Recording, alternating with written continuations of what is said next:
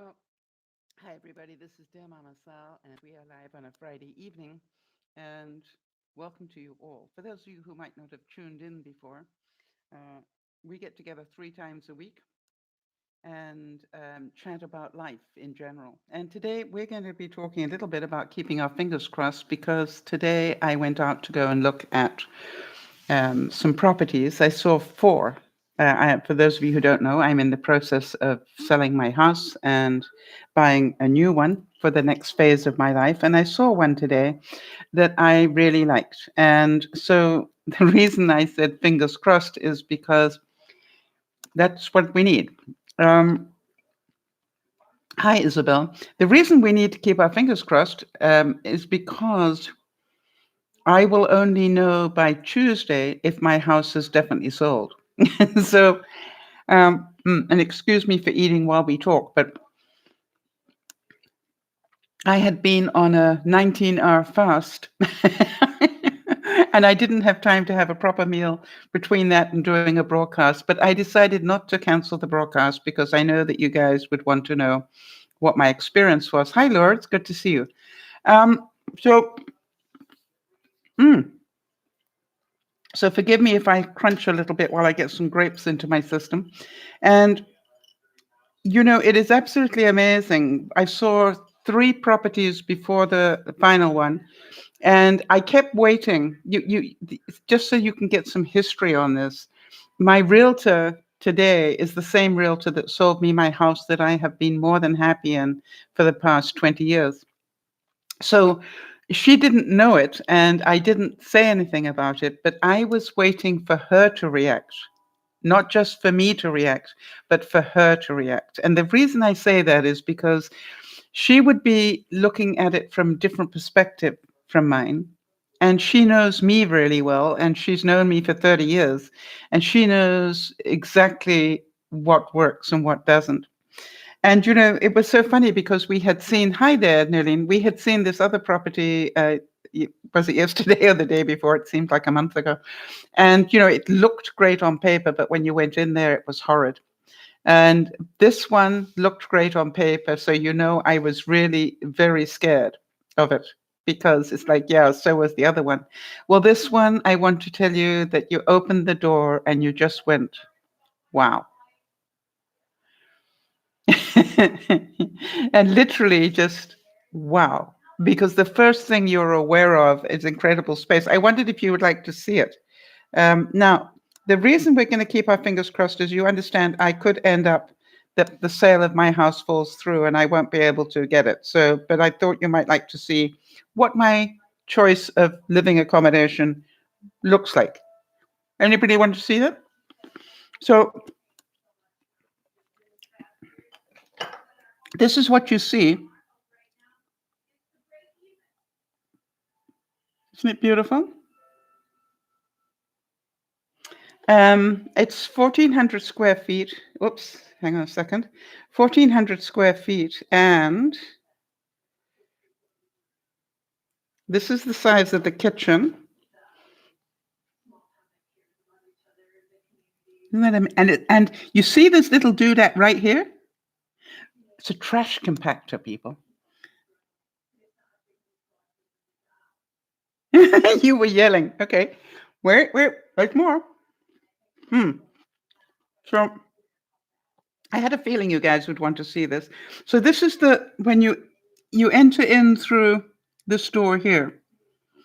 Just so that you know. Hang on a second. Let's do the next one. This one you can't see very well, but can you see there's a room there?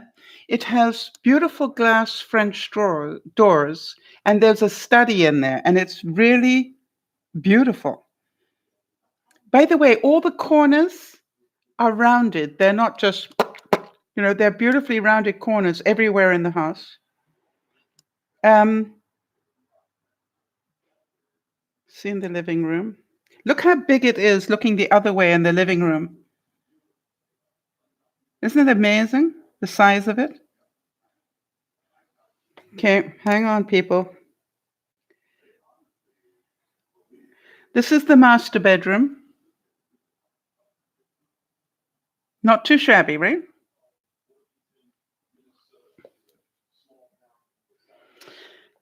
This is the guest bedroom, also big enough for a queen-size bed and plenty of room.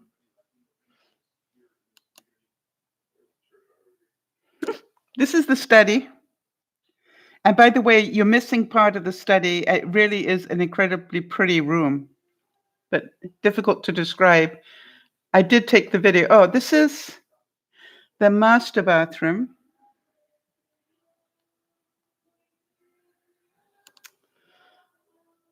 And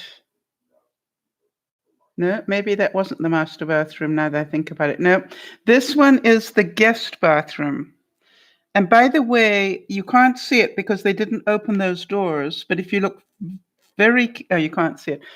Inside there, the shower has the big, hello, I'm an old person and I need something to hold on to type bars in it next to the shower. And the shower head is beautiful.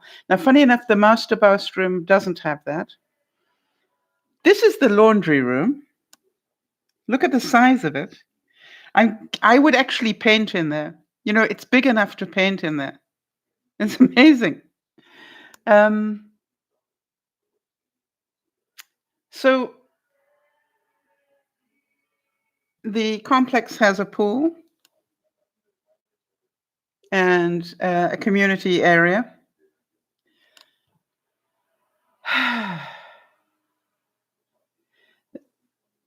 Hi. So what do you think?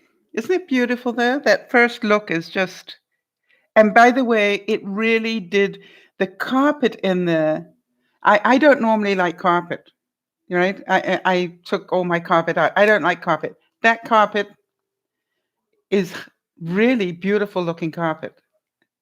You know, it really is. It's I'd have to, I'm sorry I didn't take a close-up picture of it, but I will do. Okay. And it's throughout the thing. You also can't see, but either side of the fridge here, there are huge more storage areas. Amazing. It's just like, just pretty. And by the way, for those of you who know my house, it looks like my house. It's amazing how much, that's the feel you get when you walk in it. It feels just like my house does. So, it was going to, it was going to appeal to me. It has a calm about it, yes. Now, the funny thing is, when you drive up to it, it doesn't look very pretty at all, quite honestly. But, that's a cosmetic thing to me. It's like, I don't really mind that it doesn't look that pretty from the outside. That's that you can work with, right? That's what plants are for, and trellises and all sorts of things, that you can make it pretty for the driveway. It's actually got parking for 3 cars side by side. Yes, Nyasha, I am hoping that I will put in an offer subject to the offer on my house going through and being clean. I forgot to put my light on. So I wanted to talk to you all a little bit about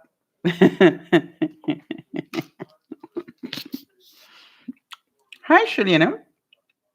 Welcome. Hi, Nana. So I wanted to talk to you guys. Do you think I'm emotionally charged at the moment or sitting in reality? What do you think? So I'm trying to calm down. My heart rate, just so you know, is up at 83. It's normally about 50 something. And the most difficult thing is that I've got to wait until Tuesday to find out if my house sold. And so that's really, really difficult. But what I wanted you guys to understand is I'm an emotional. I like that. I'm in emotional reality.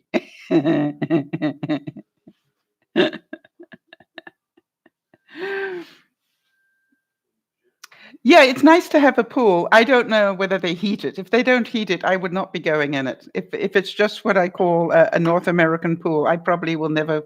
I might dangle my feet in it one day, but unless it's up to a very decent temperature, I won't be swimming in it. So, the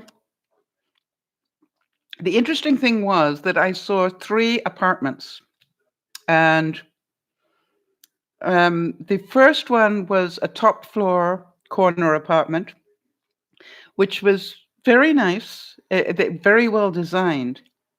But they only had 1 bathroom, and that bathroom only had a tub in it, not a shower.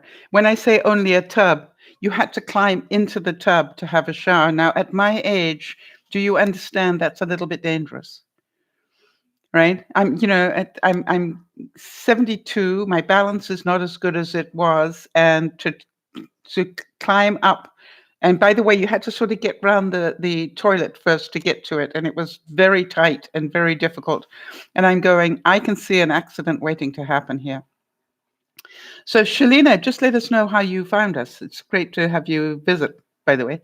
So I liked it, though. Other than that, it was very nice design, very nice building, very well looked after. I then saw another one, which was a garden apartment, very pretty garden apartment. It was nice to look out onto a little garden, and very secluded. It was nice for that reason. Unfortunately, the apartment has cats in it, and you can tell it's got cats in it. Yeah. So, Lord, you understand what I'm saying? I really. Oh, why did that get retracted? Okay, so Lourdes is saying at our age, we don't need to climb up over into a shower. We need to, we need to do. So Shalene is saying, I browse YouTube a lot for interesting live talks. So here you are. Well, there you are. I'm sorry it won't be interesting. So that was the second one, was the one with the cats, but the very pretty garden. The third one was an older building, and it had been completely redone. I've got to say that. They had carpet everywhere. And apparently you were not allowed to pull up carpet and put down wood floors because of the noise, which told me it was not a well-insulated building to start with. And quite honestly, it was very claustrophobic. Shalina, I'll let everybody tell you where they're from and their age group so you get an idea. We're a we're a mad group of people, Shalina, that meet 3 times. Hi, Becca. Good to see you. Becca, I might have found my new house. So it was a really interesting process. And now there's nothing I can do but wait. Well, I can put in an offer subject to mine closing and doing the right things.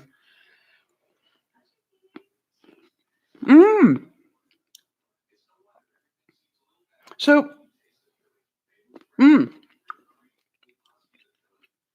really hoping that it all works out. But again, as I said, fingers crossed on this one. Because I just want to show Becca, because Becca's been around the channel for a long, long time. Yeah, that's, there you go, Becca. Isn't it pretty?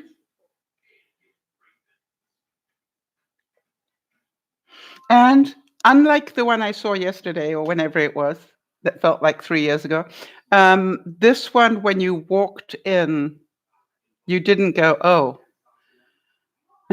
When you walked in, you went, wow. And so much so that they've got 2 mirrors in it. Actually, you can see them both here. That there's a mirror. There's a mirror right here as you walk in the door. And there's another mirror here opposite the couch. And I said, I'd like to negotiate for both those mirrors. I am very sophisticated, actually, Becca. Becca, my house looks very much like that. That's why I'm so amazed. And that first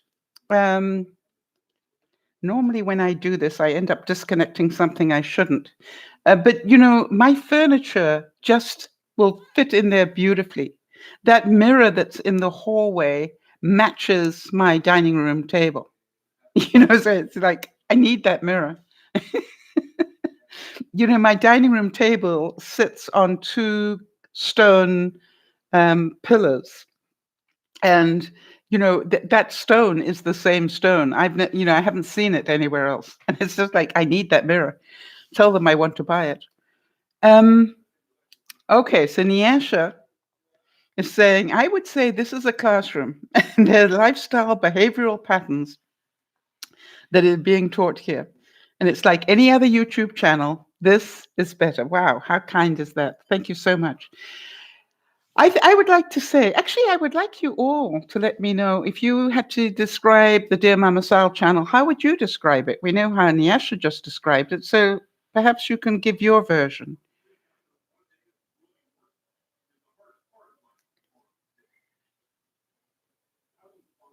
Yeah, now here's the funny thing, Shalina. Would you believe that is a manufactured home? That's the amazing thing. And it was just like, I literally walked in and just went, oh yeah, wow. And the funny thing was to listen to my realtor. And my realtor's going, Sal, look at this, look at this. And I could hear her voice tone going up. When she does that, she's excited. If she's excited, this is a good buy. Do you understand? Because she's looking at it at different eyes from mine. Mine, I'm just going, could I live here?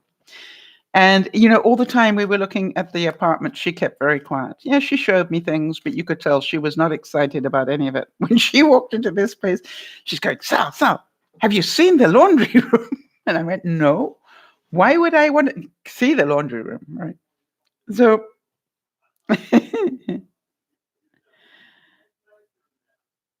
well, Becca, I am glad that you've come back then. If you've been in a rut, this is where we try and help people with a helping hand to get out of ruts if they choose to. So the main thing, Becca, is that you know that there are people here who care, and that is really important. Now, we might not always give you the answers that you want, Becca, because we care enough to tell you some truths, but you do know that we care. And I'm delighted to see you there. So I'm going to send you a big hug. I thought today, before I actually saw this, wow, I want to tell you something, Shalina. I am sitting in southern British Columbia, close to the Washington state border. Can you imagine that? When the Seattle earthquake happened, Shalina, when this Seattle earthquake happened about 10 years ago, whenever, my house in British Columbia swayed. And I still have cracks in my in my, what do you call it, drywall type things, from that sway. And so, to me, we never know. And that's why I always say to people, that everybody looks at me and goes, yes, there was a big earthquake. I think it was about 10 years ago. I don't know exactly when it was, Becca, so forgive me if I'm wrong. It's while I've been in this house, so it was within the last 20 years. Because I was sitting in my office, what was then my office, which is now my art studio, when it happened. And it would have been probably around the time of 9/11, I would think. That's my guess, just hazarding a guess. Knowing Jody, she's probably busy typing that question into Google right now for you, and we will confirm it as soon as we've got the answer. It was quite a big one.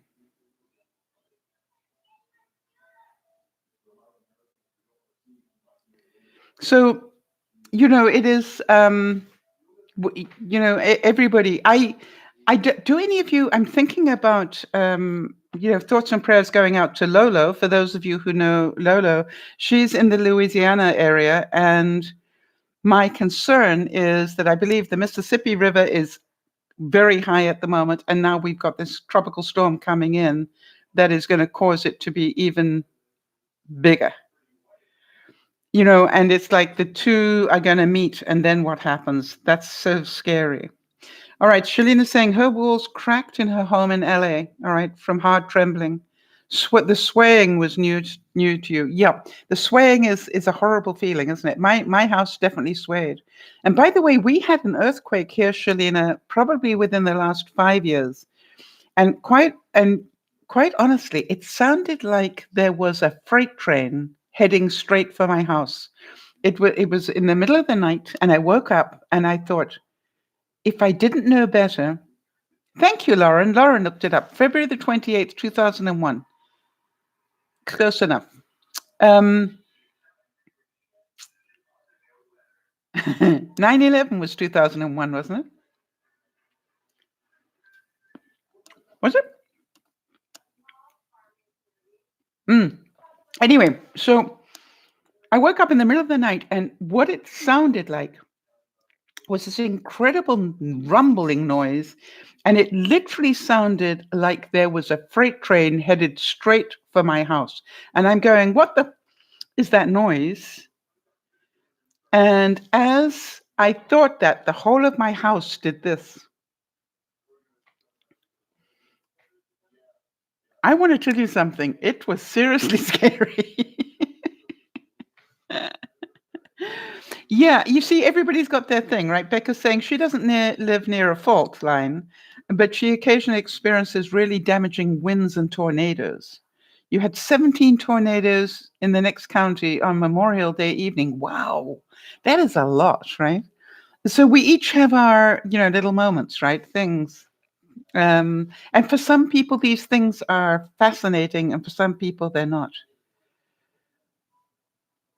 And I say that because I'm certain, Jody, who lives in New Hampshire, I am certain that people would love to live in New Hampshire. And then there are others of us that, just go, that's a little bit too much snow for me, really. I was telling the story this week sometime, but anyway, I just wanted to tell you something. We panic here in southern British Columbia if we get snow this deep. And the one time we had it about this deep, and I was out on my driveway shoveling, and I've got like a vacuum cleaner that's a baby snow shovel. It's so cute. And I'm down there, doing my little vacuum cleaning of my driveway. And the neighbor walked past and said, "Hey, do you want me to help, Sal?" And I said, "No, but I can tell you one thing. Days like this, remarriage becomes a very serious possibility." It's just like, I do not do these things well anymore. Oh, Becky, you would like to, you got to think about that. Those storm trackers are really very brave people. All right. They are very seriously. I think you'd have to say at some level that they got to be a little bit weird. What do you all think? To be somebody who intentionally goes chasing a storm that could kill them. Hi, Kerry. Good to see you. Kerry, meet Shalina. She's from LA or near LA. And she just happened to be, trying to find a live broadcast, and she found ours, the poor thing.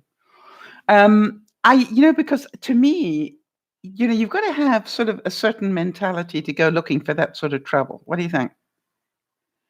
You've got to be an adrenaline junkie. So, Becca, I've never really seen you as an adrenaline junkie. It's not easy to say for some reason.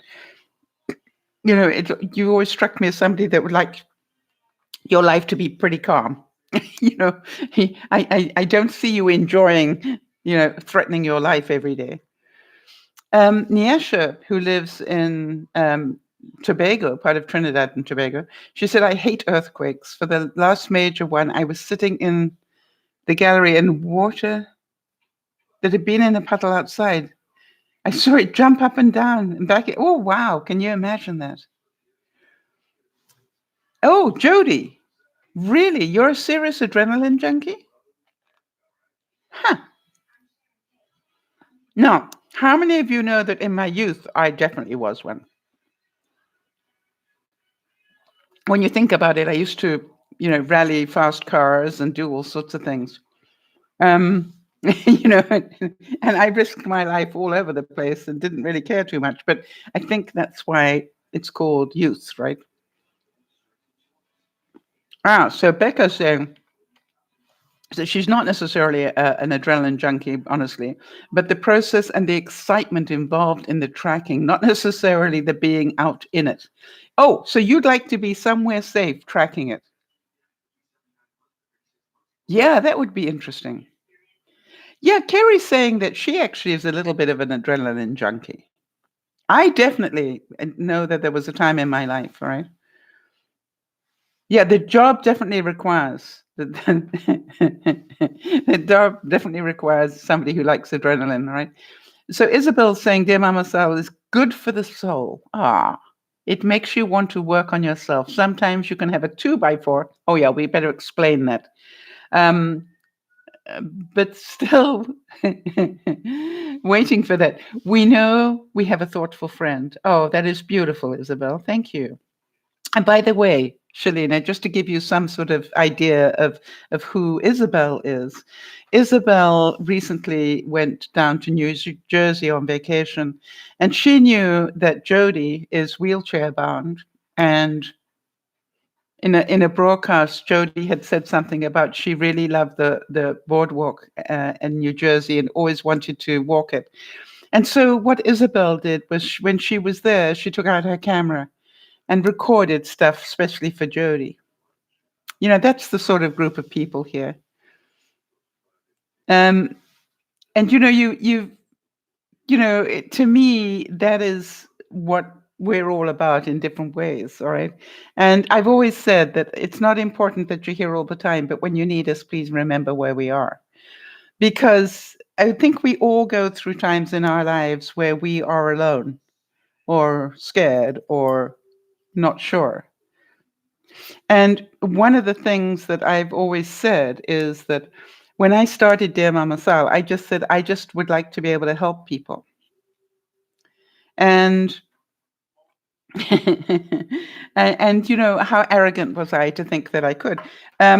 Except I had a history of helping people. And to me, it was really important. I said, as we isolate more and more and we talk less to people, we're so busy with the instant messaging and everything else. But we actually don't talk out our problems the way that we used to in my time, or even in my parents' time. And so what I wanted was to actually create a space where people could come and talk about, stuff. And we try and do that. But we try and do it around quotes so it doesn't get too serious all the time.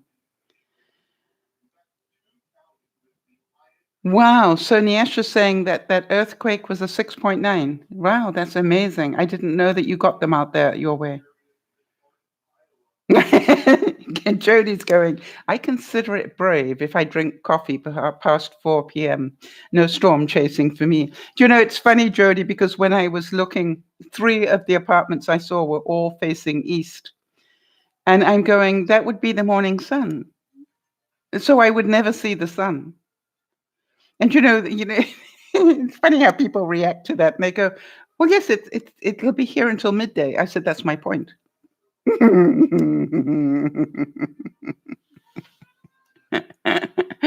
I would never see the sun.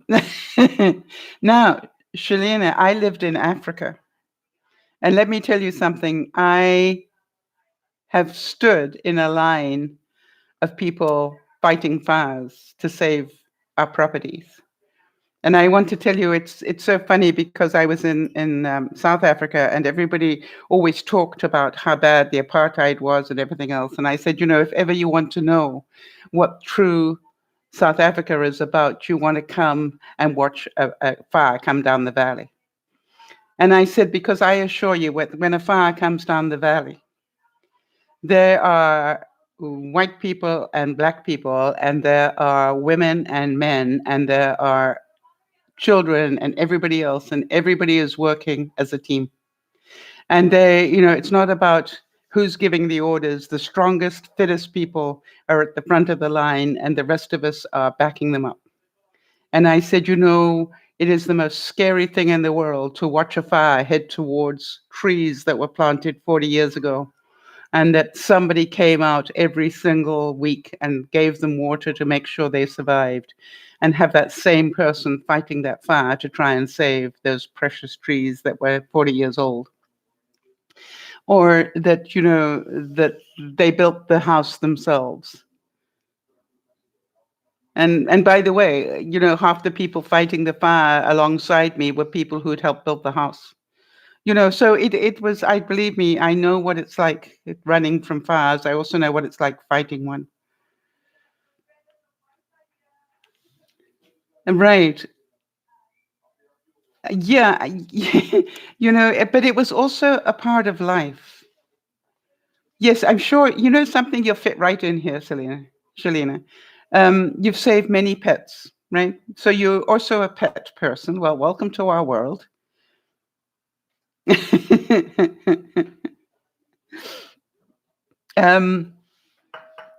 I had a vet once tell a newly acquired husband, don't let your new wife go anywhere near a pound. Never give her enough gas to get to the pound, because not only will she bring half the pound back, she will not pick the healthy ones. She will pick the ones that look like they're struggling and they rarely survive. He was quite right. When I think about it, I've twice taken dogs that looked like they might not make it through the year, or week, actually. They were so emaciated. They were nothing but ribs and so forth. Yeah. But, somebody needed to tell that puppy that they were loved. And Shalina, if you... Hang on a second. If you type in to a browser, not necessarily now, but later, DearMamaSal.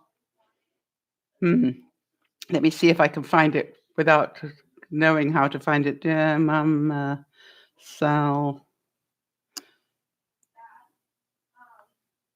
That's difficult. Hang on a second. I just want to make sure if I can find it. Comma. Bina. Does it get you? Yes, it does.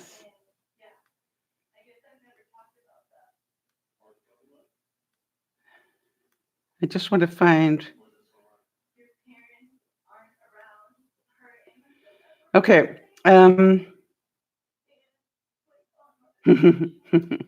right. So if you type in.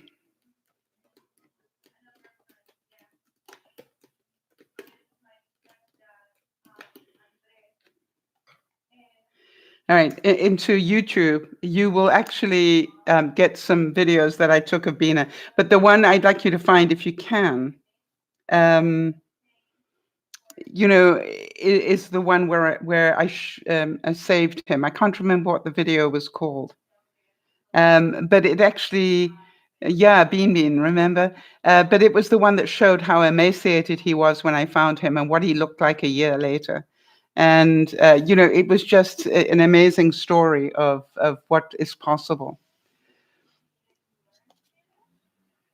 All right. So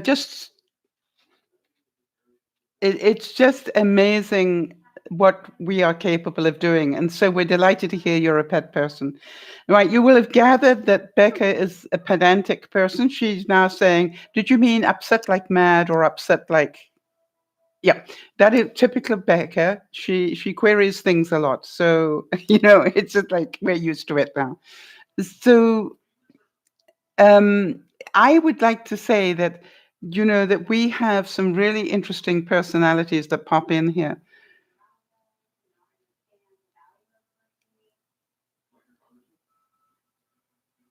Yes, interesting. That's very interesting, Shalina. You're saying that the kids were young and wanted normal pets, they said. They did grow on the kids eventually, right? And I will say it helped them be kinder children. I think so as well. I also, what I found as well, Shalina, and I don't know if you relate to this, but I had somebody who knew my first dog here, which is Bud, And then Bud, passed, and I eventually saved Bina out of the pound, and he was a wreck. His muscles couldn't hold his bones together. That's how bad he was. And you could literally put your fingers, against his rib cage like this, and the ribs would stick out like that. So he was really quite a mess when I got him. And I remember somebody saying to me, "Oh, he's not nice like Bud." And I said, "What do you mean nice like Bud?" "Well, Bud was so clever and Bud was so funny." And I said, "Could you give this poor dog a year? At the moment, he's struggling to survive. Give him a year. Let's see how funny he is then." And by the way, he really was very, very funny. He he didn't like it when I talked to the viewers. How many of you can remember that? He used to...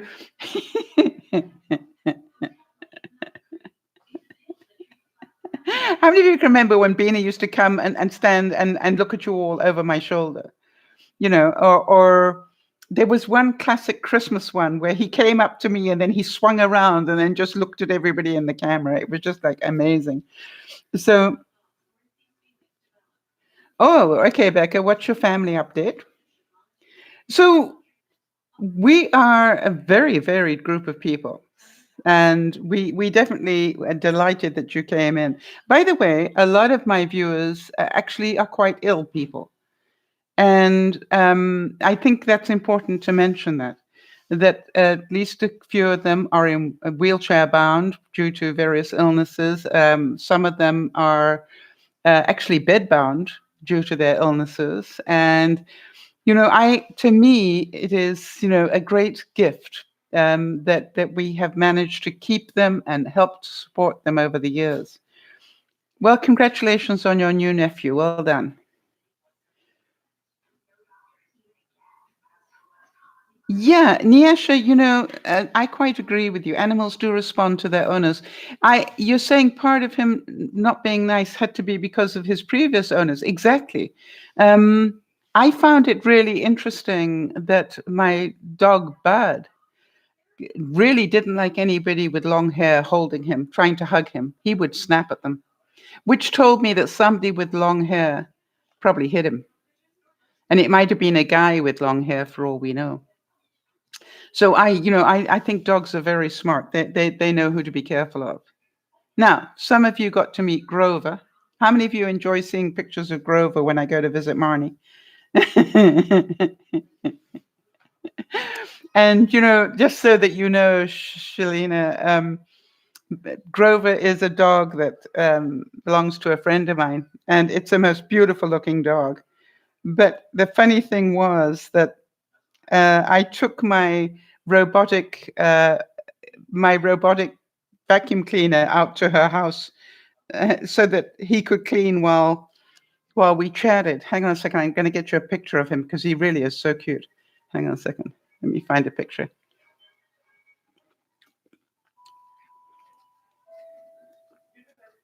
I know she sent me a picture recently. There we go.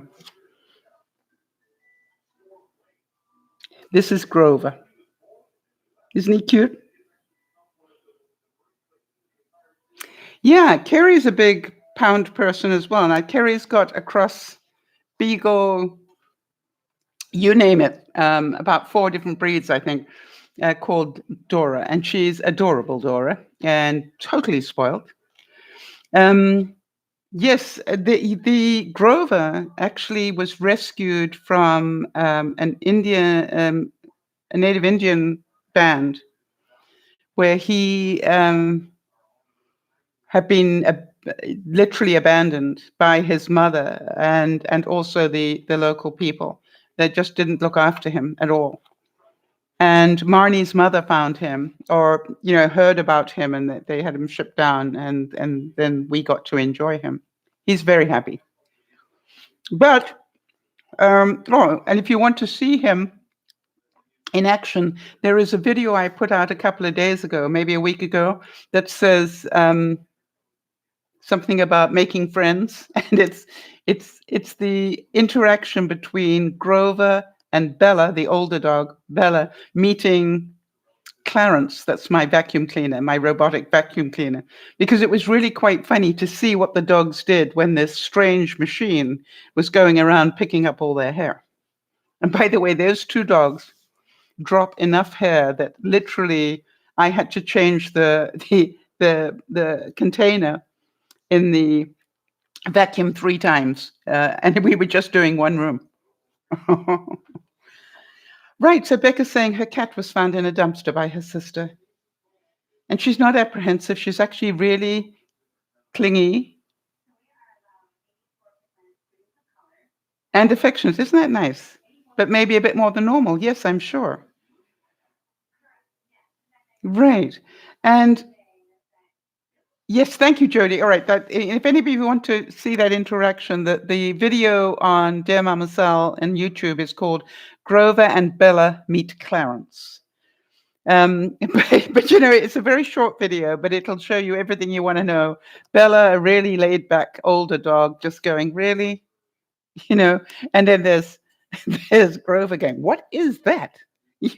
And barking at it, trying to get it to talk back, but he didn't. So I think, that's one of the other things that I found very interesting about our viewers is that, that so many of them are really kind people and they do adopt dogs and they do nice things. We had one person, I think, that always sticks in my mind. We had one of our viewers that was very sick at the time, and then their laptop broke. And we ended up sending 2 different laptops to that person so that they could continue to be in touch. And I really thought that was incredible. The first one got stolen, and we sent a second one. And so I think it's a really important thing that we understand that. That's it's little things. Yeah, Kerry's saying my mom brought home a stray cat and she was amazing. Yeah. I think, let's be honest. How many of you bring home stray people? Have any of you done that?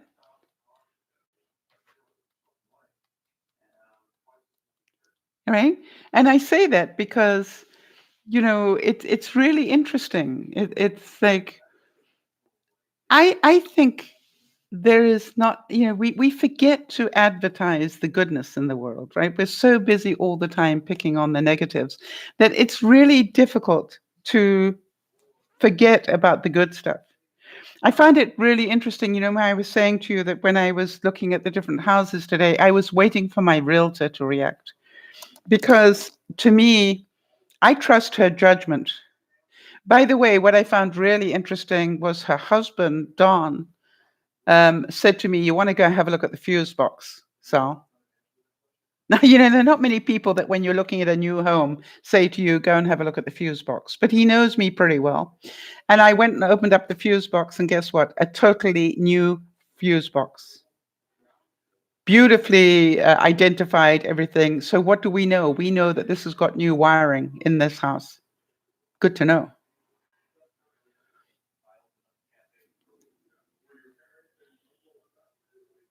Ah, that's so sad. You accidentally left your garage door open and your uncle's dog got out. We've all done that.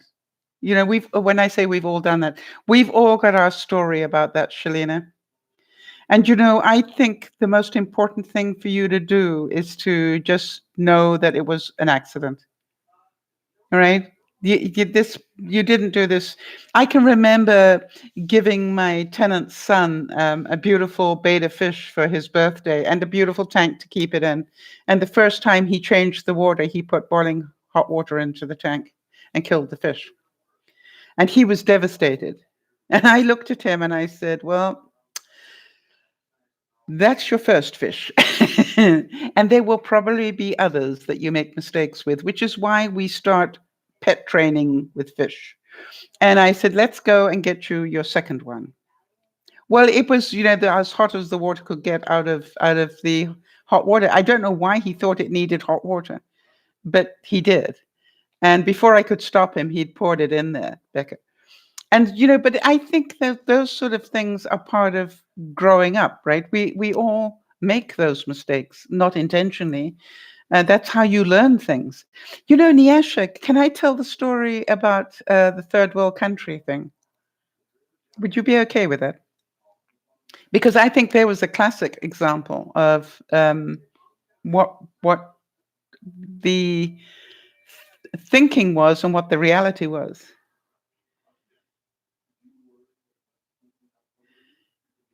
Ah, well, something, Shalina, I'm so glad, and say hi to the uncle for us. Um, I am really, really glad that he understood this was not your intent as a kid at all, or even a grown up. Some of us have done it as grown ups. I wanted to tell the story. Yeah. Okay. So we were talking about something last week, and somewhere in the telling of it, I had said about Nyasha, because she lives in a third world country.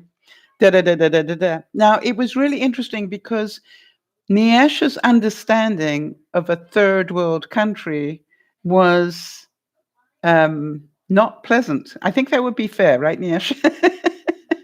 And she actually thought, that was like saying, that it was not a good country.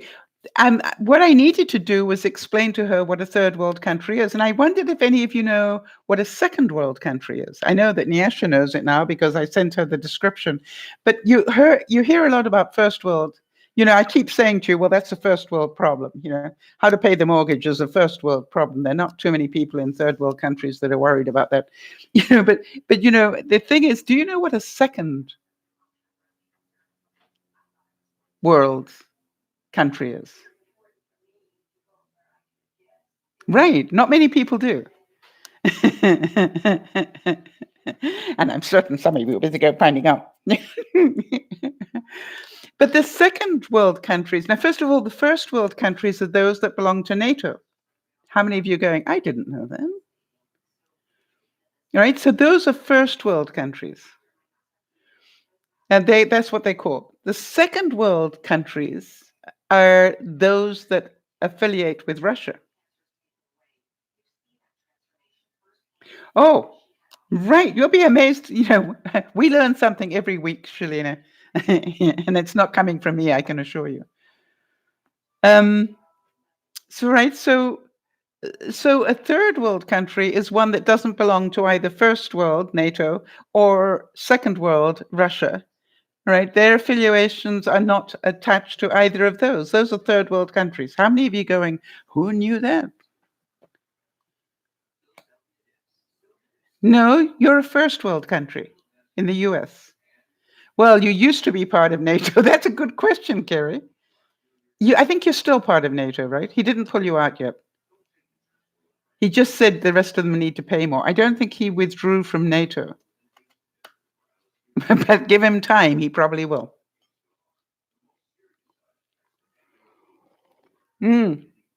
But that's funny. Now that I look at it again, you're saying because of your president's allegiance to Putin that maybe you become a second world country. That's very funny, Kerry.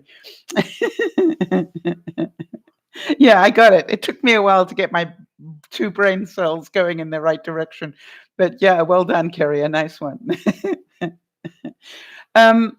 So I did seriously though, did want us all to give some thoughts and prayers to Lolo, who's living in New Iberia in Louisiana. And I haven't been able to get in touch with her yet.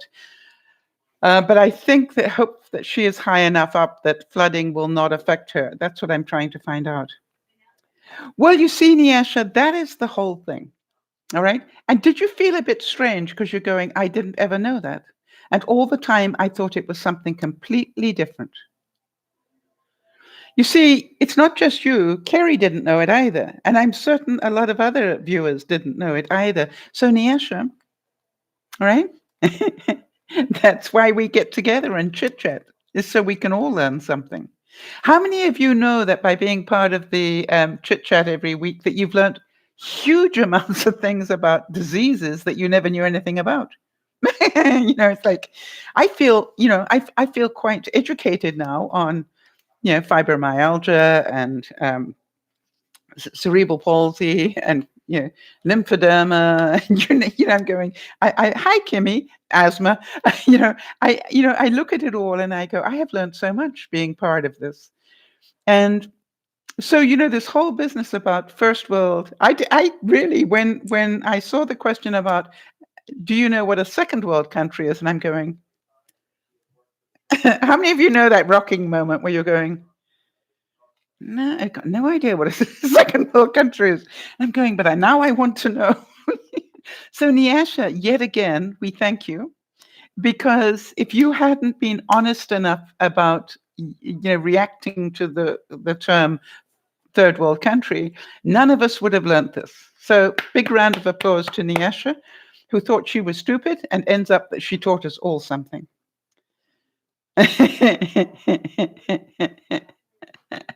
It's just amazing. And we never know where it's going to come from. So here are a couple of quotes from Edgar Cayce. And he was very big in my day. I don't know if people know about him today, but anyway, he said, there is so much good in the world. Oh, rather, let me start again. There's so much good in the worst of us, and there's so much bad in the best of us. It doesn't behoove any of us to speak evil of the rest of us. How many of you can really relate to that? That it doesn't matter how bad somebody is. If you really bother to find out, you will find that most people have got some good in them. You just need to find it.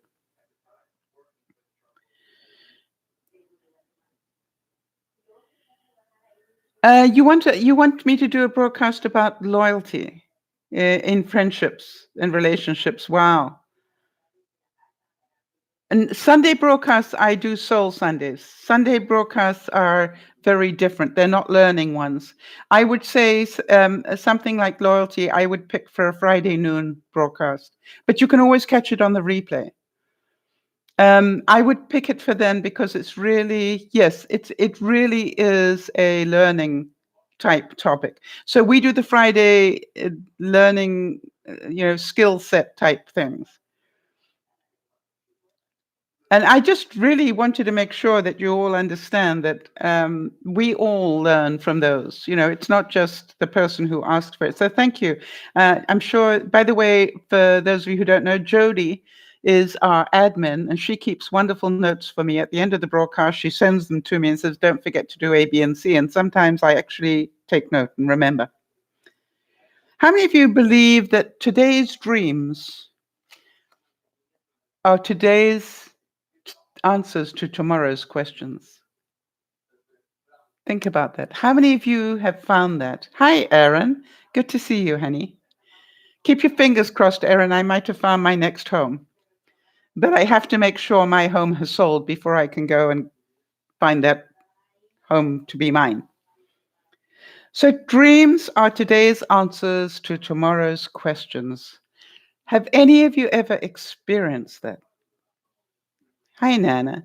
Have any of you ever experienced a dream that told you the answer to something that came up the following day? Because that is a very exciting thing to have happen. Edgar Cayce also said that great numbers of children will be born who understand electronics and atomic power, as well as other forms of energy. They will grow into scientists and engineers of a new age, which has the power to destroy civilizations unless we learn to live by spiritual laws. And how many of you agree with that?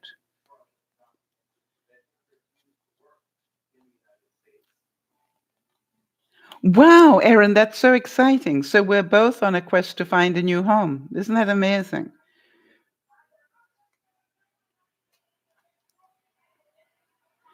Edgar Cayce also said, if you learn music, you will learn most all that there is to know. Why? Let me ask you that. For those of you, I know that Nana, otherwise known as Shop Faith, shop girl Faith. Nana is very musical, and so are some others of you. So why is it that music teaches you so much about life? I'm sorry to hear that you are annoyed with your neighbor, Nana. You don't want to talk about it, but you want to let us know that you're annoyed. I think I understand that. Well, Kimmy, you know that decluttering is a great thing to do for your house and your mind. I thoroughly recommend it. I'm still doing it. Niesha's saying, my dreams never give answers. They're mostly about unforeseen future events. Took me a while to realize that. Yeah. Yeah, Becca Nana plays the piano, if you didn't know. And she kept, there was a time when she kept saying she was going to play it for us, but she never did. I don't think. I could be wrong on that, but I don't think she did. Right. And, Kimmy's daughter just bought her first house. Isn't that amazing?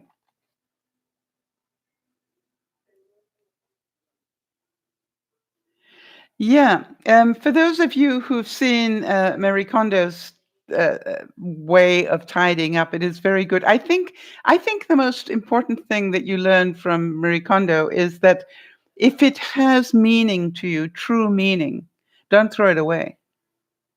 Right? It doesn't matter if somebody else thinks it's useless and a piece of whatever. If it has that sort of connection to you, don't throw it away, keep it. Throw other things away. And when she said that, I went, yeah, I can handle that. Does this spark joy? Yeah. Does it bring you joy in your life? And I find that quite interesting because there were so many knickknacks that I had that had been given to me by people I really loved, but I went, it does not spark any joy at all. I hope they're not watching. All right, so Shalina, just so that you understand, Erin does a lot of her typing by voice. And so just be aware that if you see some interesting stuff come up, it's because the speech to type program misunderstands her occasionally. Okay, so Erin's saying, my friend that was in the other state is actually coming back here. And they've just applied for a 3-bedroom home. And it would take a little bit. So this is the one that went to Texas? Well, Kimmy, I can give you, if you're interested, I can give you the easiest clue on how to do that, to declutter, if you would like my system. I think, something, Erin, I think that would be beautiful for you with all that you're coping with, to know that you've got something to hope towards. I think it's very important. I'm so pleased to hear that. Knickknacks are hard to get rid of, but only if we stay emotionally attached. I've managed to get rid of a lot of mine. What I did, Kimmy, and try it on, pick a very small area. Maybe it's half of one shelf, and all you do is take everything off it, clean the shelf, clean everything you took off it, and then only put half of it back. It's amazing how simple that is. Open up a drawer, turn it upside down onto your bed, clean the drawer, inside of the drawer, put it back, and then categorize things, and then only put half of it back. And put it back in an organized way. It's amazing.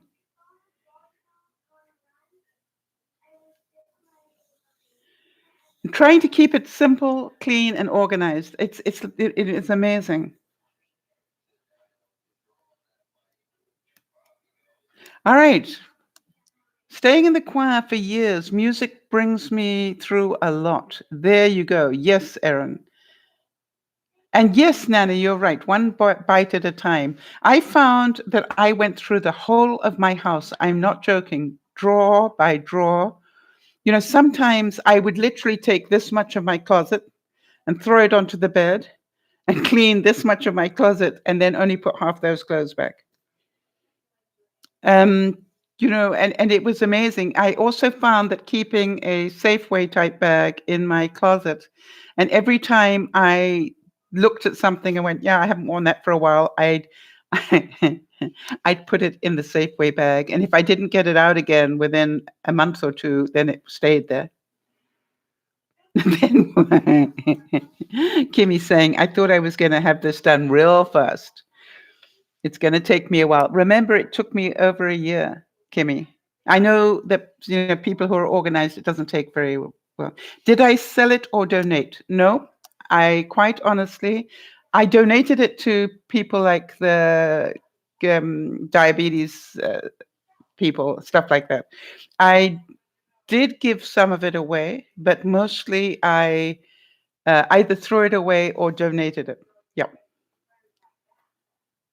Yes, Jody's saying that my system of decluttering is the only way that doesn't overwhelm you. It's really working, right? So, literally, I've got a drawer that I always keep the stuff in that I do the broadcasts with, all right? So what I found was everything that I need for a broadcast needs to be able to fit into this drawer, or basically. And at the end of the broadcast, I pack everything back into that drawer on a Sunday. I will pack everything back into that drawer, and that drawer, there's a box underneath my computer that lifts it up. That drawer goes on top of the box. The box goes on top of this, and I take all three of them, and they go into another room, and they stay there until next Friday. So I found that selling things, quite honestly, it's more trouble than it's worth. Almost everybody I spoke to, yes, you can make some money. I understand that. Now, the only person I would say is Linda from the UK. Linda sells her stuff on eBay or stuff like that. So that's a different story. If you've got the wherewithal to sell your stuff on eBay or the local whatever it is, that is great. Do it. I personally can't be bothered. I've got to be quite honest. Nana is shop girl Faith.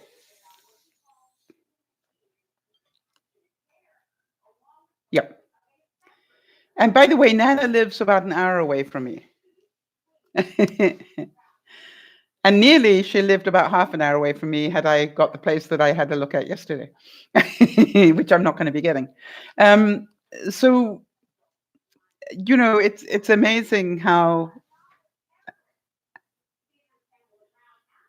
you've had customers do that at work. What is that, Becca?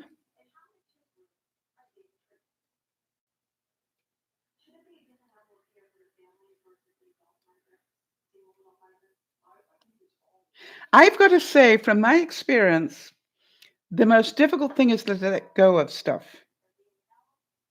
right? And to me, to let go of stuff is so difficult emotionally that if I've made the conscious decision, I don't want this in my life, it no longer gives me joy, then I actually throw it in the bag for the diabetes people, or else I throw it in the garbage or recycling. Yes, Shalina, I'm the same.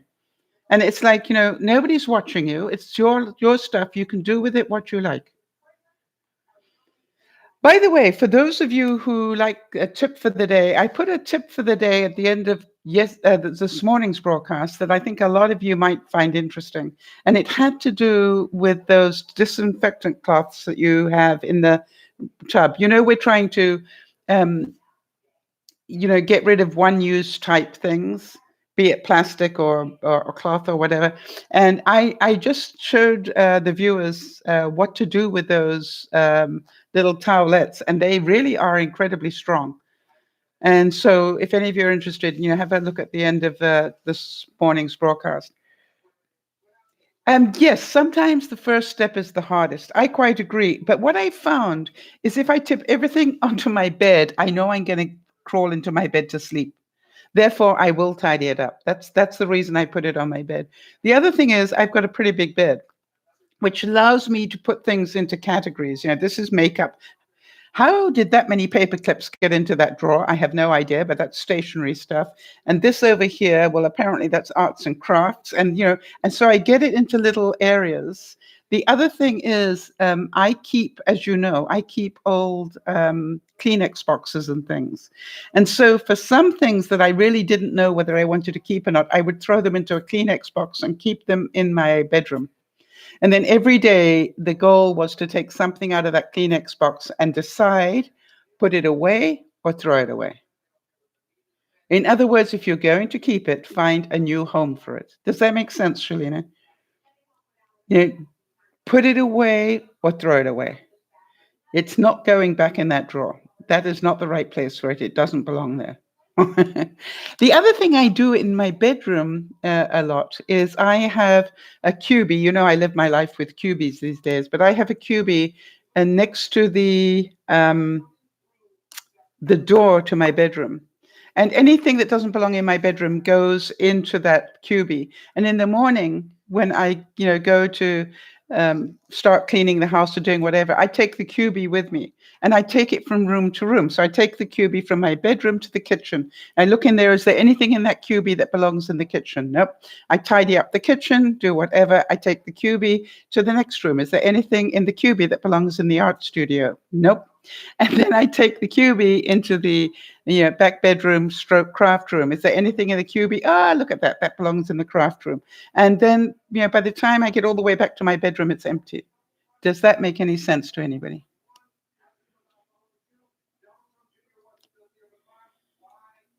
All right. So it works incredibly well, and it's just the one cubie.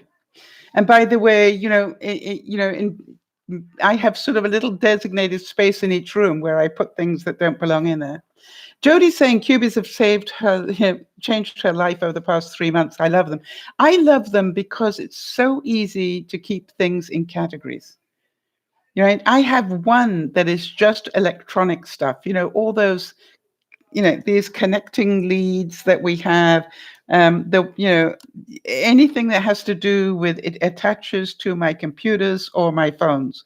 I have one cubie that is nothing but those, half of which could be thrown away. But you and I both know the day that I do is the day I find out that that's the one I actually need really desperately. So I've learned to actually get some Ziploc bags and put like-minded, leads into one Ziploc bag, and connectors that look like this go into another Ziploc bag. And by the way, that makes twice as much space for some reason.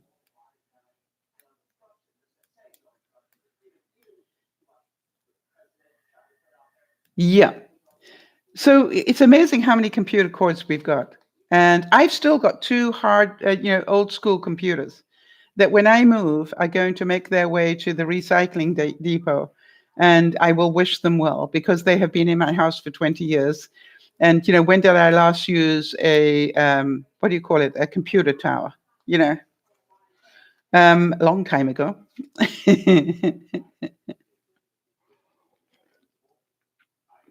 Down in my garage, people, I have a bigger box. That's got, 13 different, I don't know if I'm probably the only one with this problem.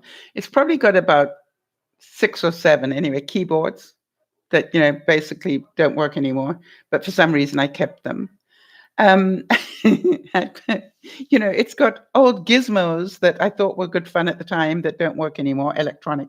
So I got one box so that is nothing but electronic. You know the word I want to use. It begins with an S. It's just like, they don't work, so I'll get rid of them. But so I just have what I call the electronics box. And I sort of wave to them. By the way, to my absolute amazement, in my garage, I still have a black and white television. No, really, I do. Actually, I might have thrown it out now, but I noticed there was a black and white. Enjoy your food, Nana. Black and white television. I found a boom box. Do any of you still have a boom box? Do any of you know what a boom box is? What kind of computer am I using now? I have two that I use. One is a Dell Inspiron 15. It's a gaming computer, Kimmy. which means that the graphics card and everything else is sort of upgraded. It's a really nice one, and I really love it. And I also have another one in my craft room, which it just is dedicated to doing stuff with my die cutting machine. Yeah, Jody, I really do still have a boombox. I gave it away. You remember I sold the trailer recently? I gave it to the guy that took the trailer. I said, when you're camping, you might like this. He looked like he was that sort of person. So I gave him the boombox, which he probably will sell for things that I don't like, but I thought it was a good way to get rid of it. The mind is indeed the builder. What is held in the act of mental vision becomes reality in the material experience. We are gradually building to an image created with our own mental being. All right, how many of you have noticed that we actually imagine what our lives are going to look like and then end up creating that?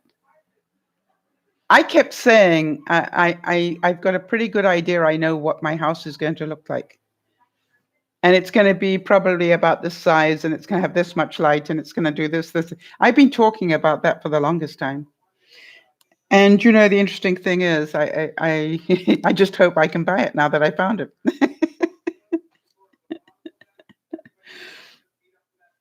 And so I really do encourage you all to visualize the best end result that you can think of things. What do I use the gaming computer for? You will be surprised. I don't use it as much as I did for gaming, but I do appreciate it for editing videos and things. It's pretty quick for doing stuff like that. One of the things I say to people, putting down the vlogs is not the hard bit. When I'm doing those vlogs, in the car that you seem to enjoy, putting that down is not the problem. That I do, as you know, I just chit chat while I drive. It takes me probably 2 hours to edit that chit chat down into a vlog. And then it takes me maybe another hour, sometimes two, to upload that video and tweak everything that needs to be tweaked in the YouTube system and get it released. So when you see me release any vlog, you will understand that it can take me 4 hours. And how many of you know I used to do one every single day for 4 years or so? So to me, it's like, understand that's how much time it takes. And so to me, I need a computer that can do that as quickly as it can. And the slower your computer, the more time it takes. The slower your bandwidth is with your internet provider.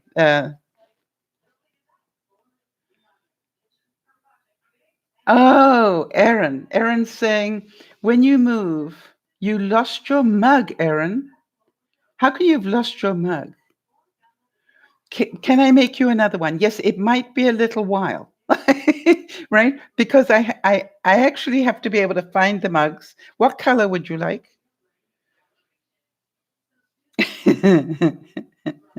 And you would need to give me an address.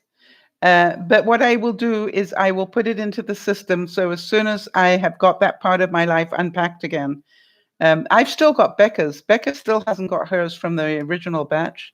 And somebody else, I can't remember who it is, but they're still on the list. It's scary to me.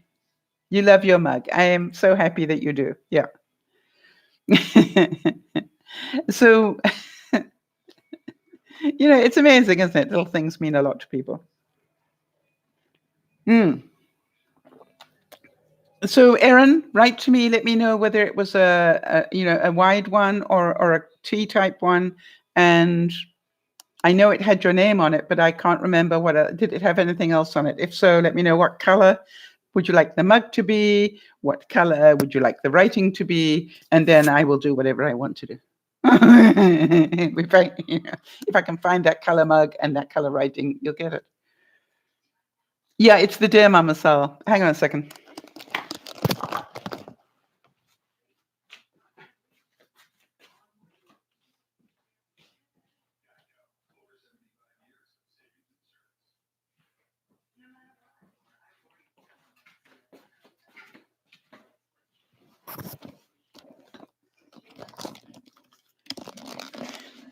Actually, if you go to the DearMamaSal.com page and go to the shop there, you will see them all. But this is the teacup type one.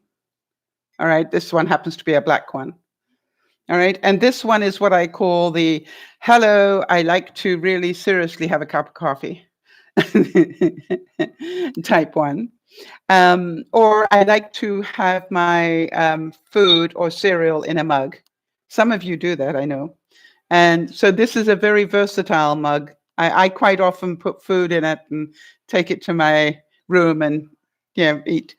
So it's just they're two different sizes. I do need to know, Erin, as usual, are you left-handed or right? I've got a feeling you're left-handed.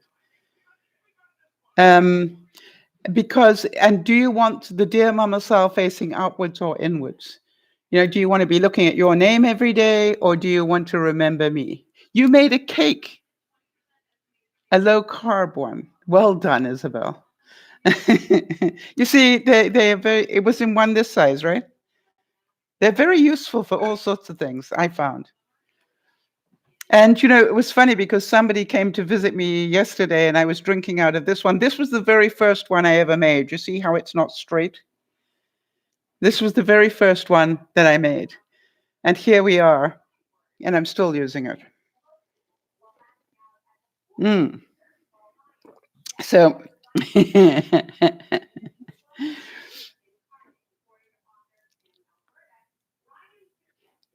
so you look at it and just say to yourself, what is it that you want to have happen in your life?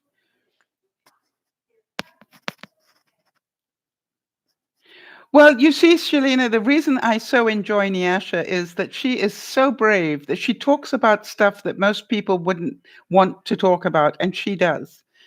And it's so difficult because she hasn't lived in a society that teaches her a lot of things on how to grow up. Nyasha, if it's okay for me to tell a little bit about your health issues.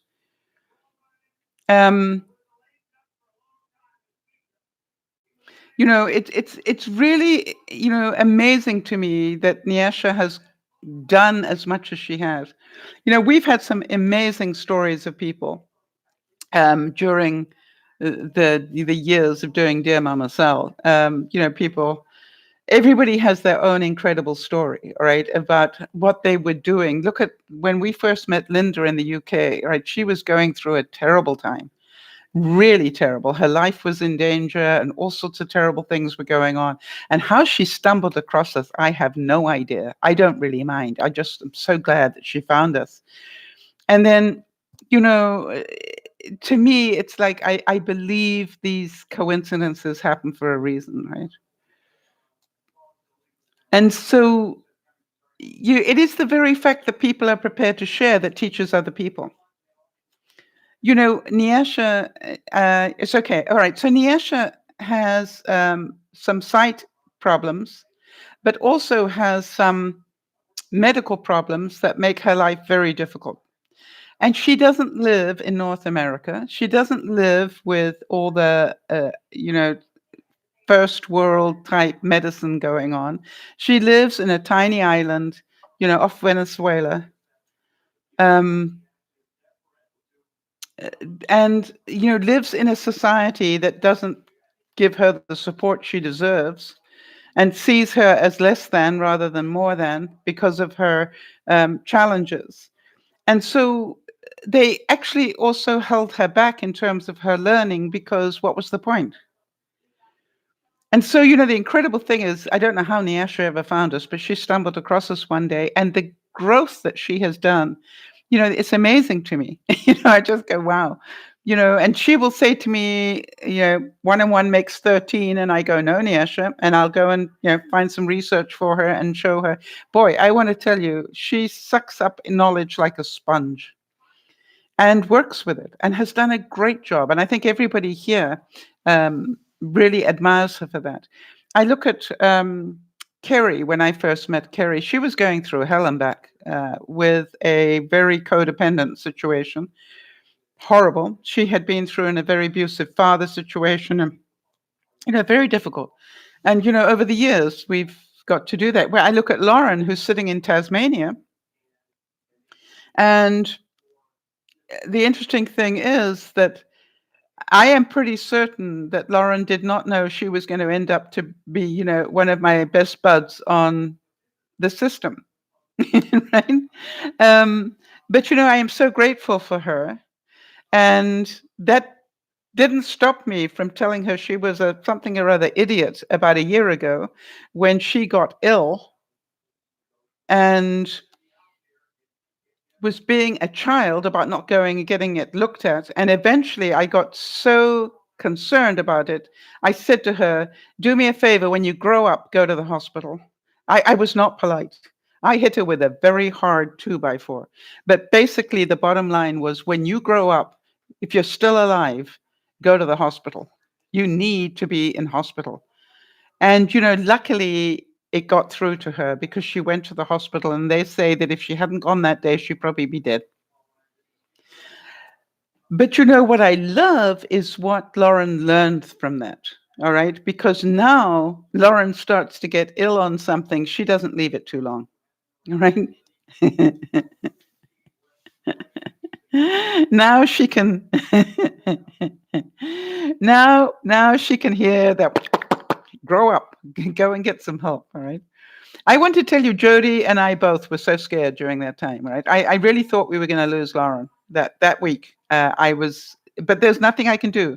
She's an adult. She gets to make her own decisions. If she wants to put her life at risk, that is beyond me. All I could do was do what I could to get her to wake up and grow up. And it was amazing because in doing so, I risked the friendship that I had spent some time building with her. And I think I even said to Jody that I really had to take the risk, because I would never have forgiven myself if I hadn't hit her with the 2x4 and hopefully got her to wake up and grow up. Okay. So just so that you know, Shalina, Erin is bedridden, but her daddy is unfortunately in stage 4 cancer. And she's saying, just to let you all know, I got a text from daddy. The nurses gave him a little dose of morphine that he could take if he's in severe pain. He took some last night, and he said today is the most comfortable he has been. Wow. Good for him. And tell him that is what it's about, right? Is to keep him out of pain. Well, Lauren, you were saying you were never going to stop talking to Jody and myself, but I've got news for you. You nearly did stop talking to us because you nearly killed yourself, you silly little shit. Excuse my language. Okay, so now then, I love you so dearly. Nyesha's saying, I often find 2x4 offensive and very harsh, but yours are soft and polite sometimes, Nyesha, not always. That's why I don't mind hearing them, because they always come with an immediate fix. How kind of you. Thank you. Yes, Jody, Erin, you're saying thank goodness for the medication, right? That we have those small victories. I always say that to people: be so grateful you live in today's world, not 40 years ago. I've said to many viewers that I've spoken to, you do understand that 40 years ago you would have been locked up, right? The fact that you got a mental health issue meant that you needed to be locked up. So I'm very grateful that I survived those years. They didn't lock me up. I managed to avoid that. Yeah, you see, Lauren, we do love you dearly, and we loved you dearly enough to really tell you some pretty hard truths in those days. And thank goodness you're still around to support us back again. And I would like to thank you for that. By the way, for those of you who are interested in the fasting, Jody, did you see I managed to do 19 hours looking at houses today? I did 19.25 hours in the fasting today.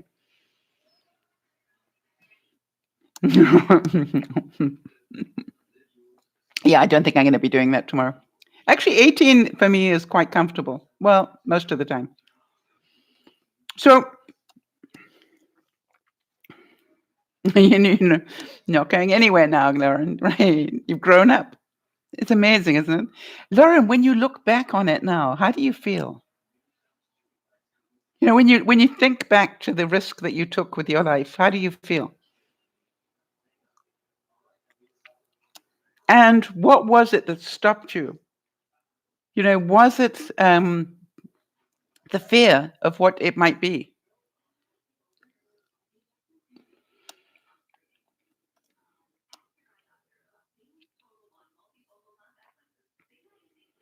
Ah, Kimmy, you finally remember to turn on your tracker. Mine does it automatically.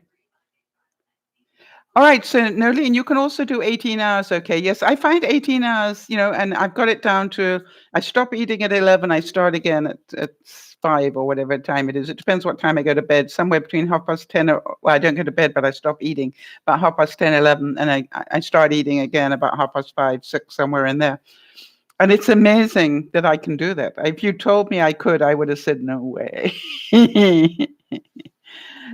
Though I have to tell you, I'm still not seeing any dramatic results. Now, Lauren here. Lauren, do you want to share? Can you share what you've done with your fasting? Now, I need to tell you that Lauren not only started fasting, she also started keto. And she has had the most dramatic results. Lauren's saying she felt sick to her stomach when she thinks about how she put her life at risk. Yeah, I want to tell you, it is scary to think about it, isn't it?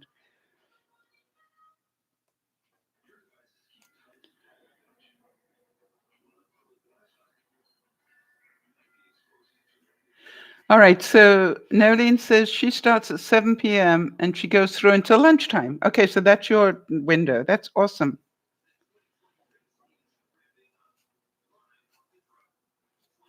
Well, about a year, was it about a year ago? Nearly, it was closer to Christmas, I think, right, Lauren? Um, she had some stuff going on that, quite honestly, she had some sores and stuff going on her legs. That plus she was getting fevers and doing all sorts of things, and she was telling me about. And then I just, everything I heard told me that she was probably toxic. Right. And the interesting thing was that now the battle was to get her. It was a year ago last week. Okay.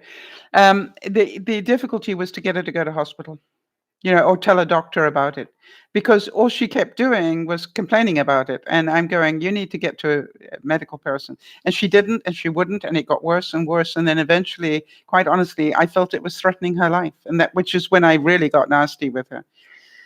But she forgave me. Niesh is saying, in reference to how I found this channel, I was in a bad state of depression due to your situation, right? And was contemplating the worst. You cried yourself to sleep, yeah. You felt like you were in a black hole. Yes, I know that black hole. I've been there. I wouldn't wish that for anybody. You see, I think that different people find us in different ways for different reasons. But the great news is that somehow, by everybody telling their stories, we help one another. And that's so important. I want to tell you something, Nana. The fact that she went the day she did saved her life. I believe I'm correct in that. Lauren, just correct me if I'm wrong. But they did say if you'd left it another 24 hours, it might have been too late, right?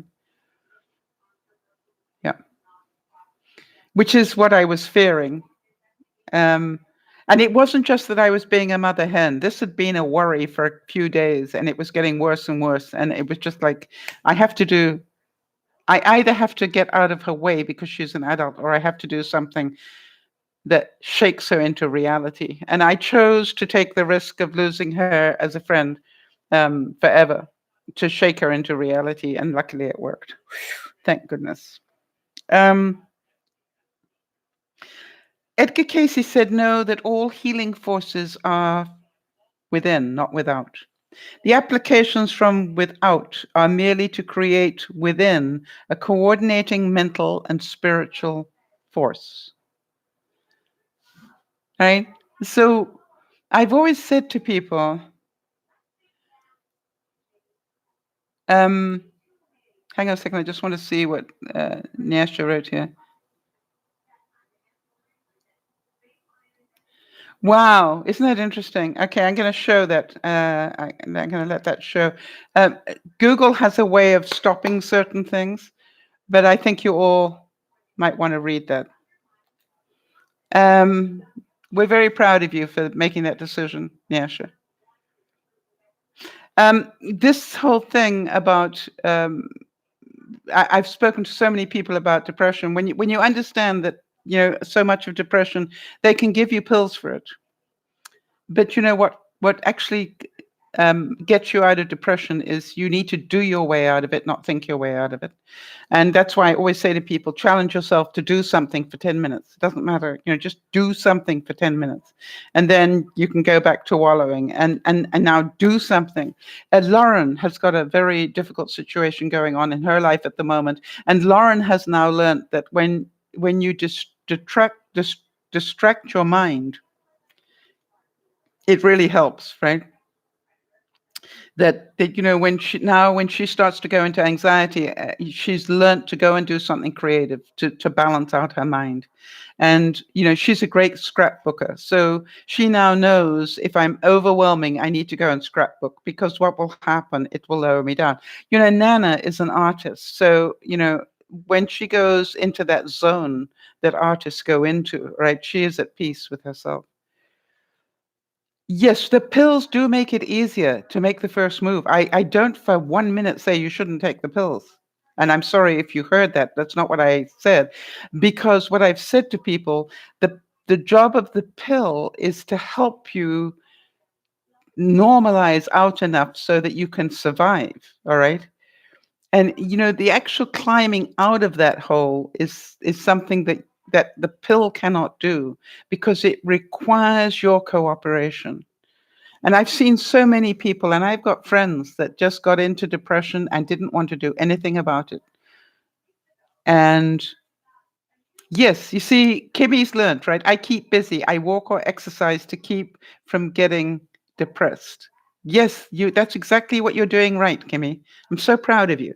That it's like, don't let it overtake you. All right? You know now that you can do something about that. And you also have us, every now and then, right? The same thing is deal with reality. You have got asthma and it's pretty tough. But how many times, Kimmy, did you use the asthma as your excuse not to do anything? I'm pretty sure a lot. One of the things I love talking to people about is, what's your main excuse? I'd like to know what it is. you know, when people ask you to do something, what do you say? Well, I'd love to, but I got asthma. I used to be, yeah, I'd love to, but I'm sick. But the thing is that if you really want to do it, you go and do it, whether you got asthma or not. That is the truth, right? That's what we know. So to me, it's dealing in that reality, right? I don't want to break the mugs here, so I just need to move those a bit carefully. But how many of you know that, one is keeping us in our emotional road? Yeah, I call it the hamster wheel. All right, one keeps us in this hamster wheel going around in our emotion, and the other, if we deal with the facts, which are very few, right? And sometimes the fact is, I don't really want to go. And we haven't got the sphericals to say no. And by the way, we don't have to explain why we said no. No is a complete sentence. When somebody says to you, do you think you could do da da da da da? You go, no. What? No. Well, why not? That's not important. I just need you to know the answer is no. Complete sentence. Give up the excuses, and you can really open up your life to possibilities. Yes, you definitely. I want to tell you that when I gave up the excuses, I still do it occasionally. I'm not perfect, but it certainly made a difference in my life. But what did amuse me was, what are my excuses? All right, Kimmy is saying, this summer I've done so much. I'm so proud of you, Kimmy. I'm mad at myself because I let asthma get the best of me for so long. Well, welcome to our world, Kimmy. I want you not to concentrate and be mad at yourself. I want you to say, thank goodness I found out that I can beat it. Thank goodness I did the work so that I can live.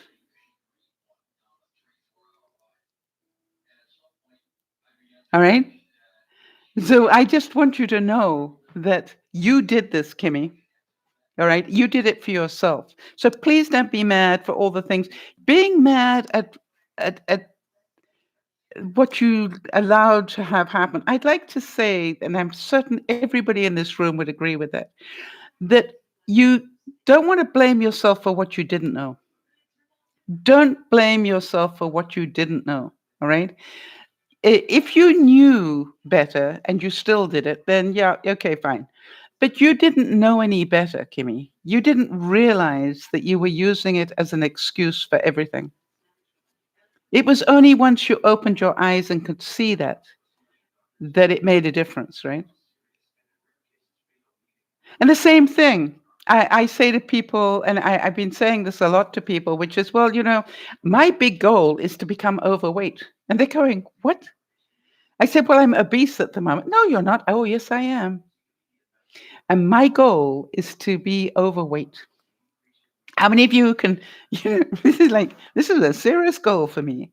I've got a long way to go, people. But that is my goal. And actually, I have to tell you, if you can all please, keep your fingers crossed and do whatever you do. I am about 2 pounds away from from dropping a major milestone.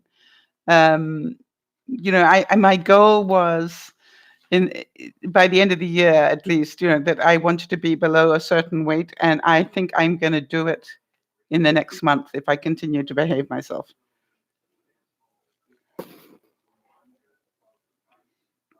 See, Nolene would like to be there as well. You see, isn't it amazing? Once you could admit that you're obese, that it's not that horrible word that nobody should use, because it's the truth, isn't it? Jody is obese. Lauren is obese. I am obese. This is like, I want to be overweight. Yes. Well done, Nyasha. Nyasha saying, Jody, excuses also give way to depression. It's the do what you can do, not what you can't. There you go. You learned the lesson. That helped you get rid of it. Yes. Yeah, that's the other thing, all right? Do not concentrate on what you can't do. That is what stopped you all your life. Concentrate on what you can do. How many of you understand there is not very much that I can do about houses between now and Tuesday? All right? It's like I am waiting for somebody to tell me, did I really sell my house or not? I will know that sometime in the next few days. In the meantime, the only thing I can do is put an offer in the house that I found and say, subject to my house being sold. And that may mean that I lose it. How many of you know I need to be in reality on that one? I don't want to be upset about it.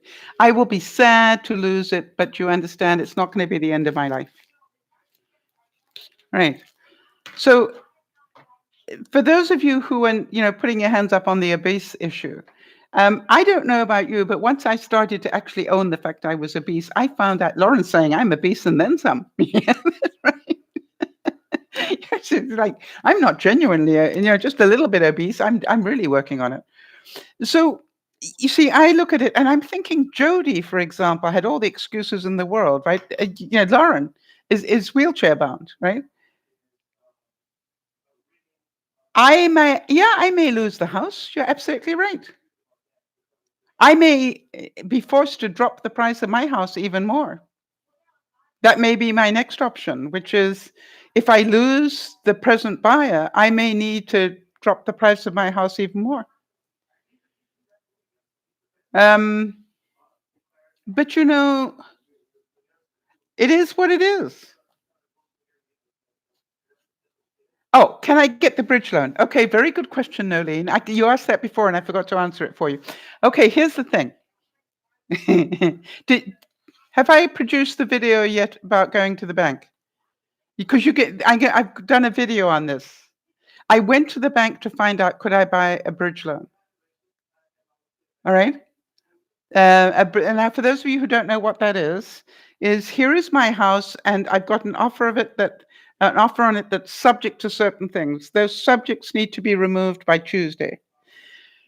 I have now found this home over here. I've got a stack of equity here, but I can't use it until this house sells.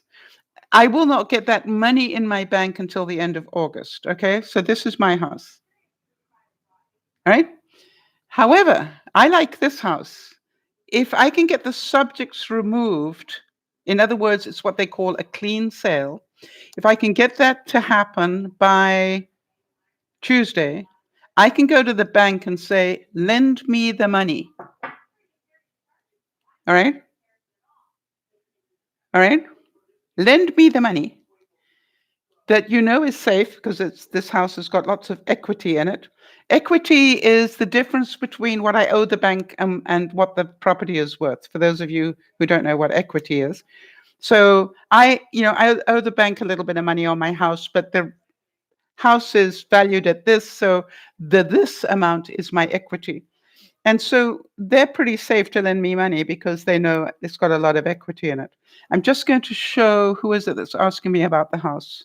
Hold on a second. I can show you a little bit about it if I didn't close that window. Didn't think I closed that window. Okay. I'll find it again.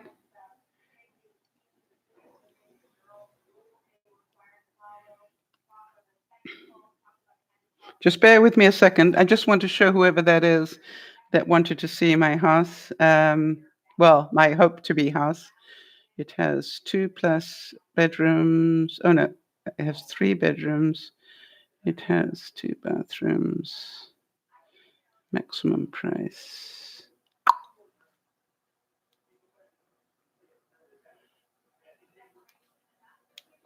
We're getting there any minute now. Are you ready? Okay, who was it? Kimmy that wanted to see it? Kimmy?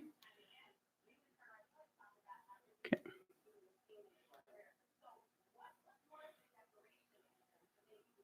Okay, so,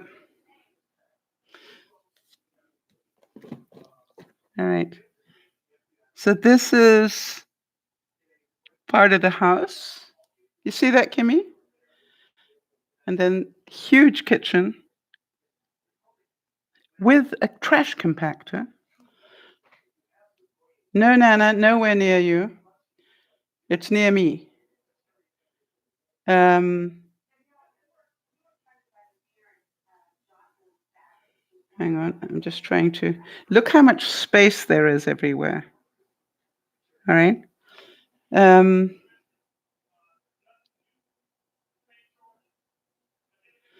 This is the master bedroom. Okay. And oops.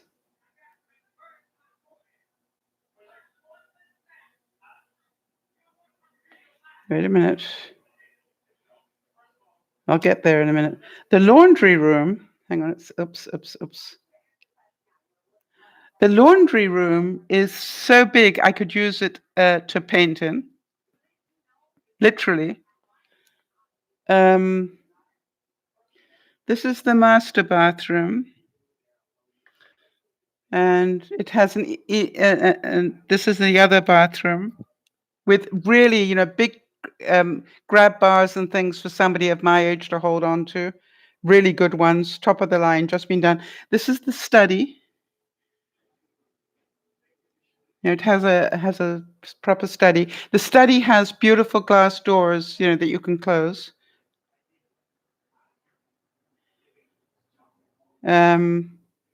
This is the spare bedroom. Isn't that pretty? And by the way, both those bedrooms have walk-in closets.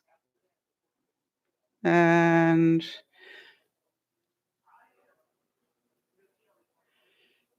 I'm going to get a bigger house. In a way, yes. You're actually right. In a way, it will be a bigger house because the space, you see, I just love the space everywhere. That's what I loved about it. I can. And by the way, for those of you who know my house and my furniture, my furniture is going to look beautiful in there. All my furniture is cream and very what's the word? Hi, Sharon. A monochromatic. How is that? A big word. One buck word, that one, monochromatic. I'm inclined. The only thing in this room that has a lot of color in it is my couch, which is a tartan. But everything else are creams and beiges sort of things. Very subdued colors. And so my furniture will just fit in there. And by the way, most of the place neutral. Thank you very much, Kimmy. The interesting thing is that even though it's got carpet and I don't like carpet, that carpet is so nice. I'm so sorry I didn't take a picture of that carpet. Yeah, so Lauren's asking, will Yvonne, my tenant, and Wade, and Yvonne's daddy, Papa, stay where they are? It is a condition of the sale that they stay.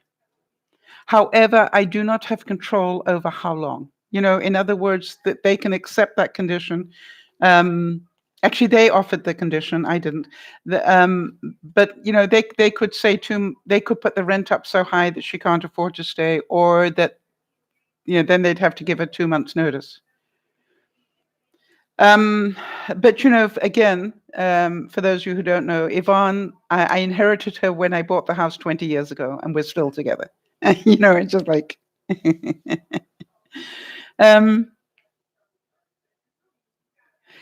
Right, exactly. Sharon, the same thing, right? Sharon saying everything in my house is tan, taupe, or beige. I use pops of color in decorating items. Yes, I find that if you start with a neutral palette, you can add, orange cushions for the fall if you want to, or you can add, lemon cushions for the spring. It's just a case of what you do. The funny thing is, you can imagine I'm walking through the property today and I'm going, where am I going to do the broadcasts? I know you're all going, where are you going to broadcast from? Well, I would imagine for the first few broadcasts, I probably do it in different rooms because you're all going to want to see what I did, right? But I'm thinking eventually I would broadcast from the study, because then everything could stay there and I wouldn't have to keep moving it backwards and forwards and so forth. But the interesting thing is it's got a mirror in it that's made of the same stone that my dining room table and my side tables are made from. And that stone comes from the Philippines, and I really haven't ever seen it anywhere else. Well, I've done the walkthrough. Of course, I've already done it, Nolene. When I was there, I knew you guys would say that to me, so I did a quick video. I walked through it. But it's not what you call a good video of it. But I took literally a couple of minutes just to walk through it because I knew you would want to see it. So that is on a long list of things that I'm trying to edit at the moment. But here is the thing. It may be by the time I've edited it that it's all done one way or the other. Where the horse brass is going to go, right? So again, Charlene, I used to have horse brasses hanging here. And and a big hunting horn used to hang right here in this space here. And so when most of the viewers got to know me, they all wanted me to blow the horn, which I did, and then they wanted to know about the horse brasses, which came off the Clydesdale horses from the family farm back in England. And I just managed to keep that one set. And I've had them with me ever since. And, it's got a really nice fireplace that my brass from England can, I've got brass cans and things, jugs, I guess, that they would look beautiful there. So, I'm sort of going, oh, yeah, that'll look good there. Yep. Now, the funny thing is the outside of it doesn't excite me very much. But, where do I spend most of my time? Inside. One thing I did look at, and some of you will understand my reason for this, I did look at it and go, if I end up in a wheelchair, um,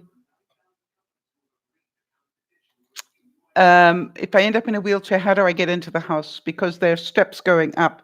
And I would literally either need to put in an elevator, so that I could get in, or I'd need to build a completely different way to get into the house. Did I ever blow the horn? No, I didn't. It was when we reached 1 million viewers. All right, Nyasha, you see, you like my waterfall sink, right? Um, I'm trying to, yeah, the sink there is fine, but it's not a waterfall sink. So yes, that'll be on my list. The first time I need to call a plumber in, and I think I'm going to need to call a plumber in to do one shower. I will probably order up the sink and ask him to do that as well. Yeah, I love my waterfall sink. I'm glad you do too. Yeah. That's the difficulty of leading this house. I put so many things in here that I'd always wanted, like my waterfall sink. And, it's just like some of them I can get back. It just takes a little bit of money. You just got to save a little bit. So thank you for asking that, Nyasha. Is it more than one floor? No, it's a single floor. But I do have to go up some stairs to go in it, like 3 or 4 steps. So that's why I'm saying,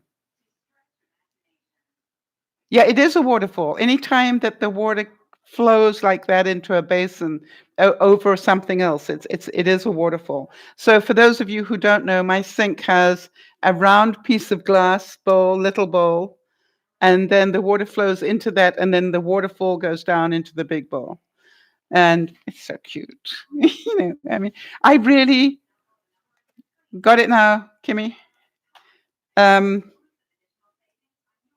on, let's see if we can find you one, honey.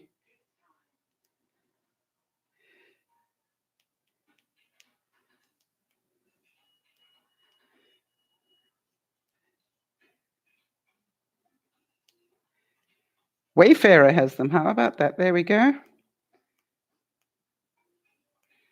So I'm trying to see if it's got my one. It hasn't, but okay. No, this one is better. So the top part of it looks like that, okay? And the water flows from there. Oh, there we go. Right, so it flows off there into another glass bowl. So there's like a waterfall effect as the water leaves this area where you turn it on, and it flows over the side of the glass bowl into the other bowl. I'm trying to see if I can see the other bowl.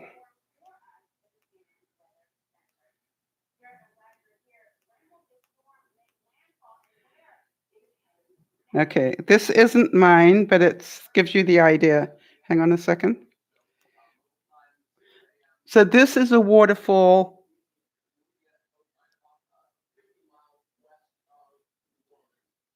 Get the idea?